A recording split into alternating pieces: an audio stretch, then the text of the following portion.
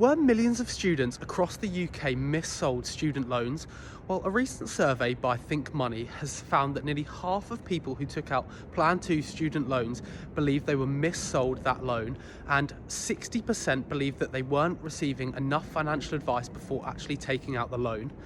So while the regulator hasn't actually designated this as mis-selling, many people believe that they were missold their loans because they weren't told that their loan balance could be increasing while they're still paying off their balance.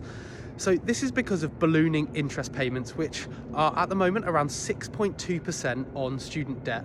So for context, you would need to earn a salary of £66,000 straight out of university to actually be reducing the balance on your student loan. Because if you weren't at least earning that, essentially the interest that you'll be accruing on your balance would be more than what you're actually paying off each month, meaning that while every month you get your paycheck and you pay off some of your student loan, the overall balance is actually getting more and more despite all these payments. Then many students are also quite annoyed at the Labour government for retrospectively changing the terms of their loan after they took out this loan.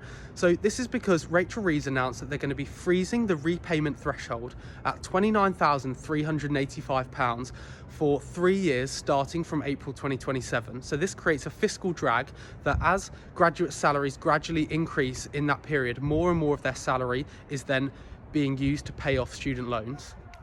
So in a time where I think the stat was that 1.2 million grads went for 17,000 roles available in 2025, it just goes to show that people really are starting to think more and more about whether or not it's worth going to university and taking out a student loan, as some of these debt and interest costs are just so high.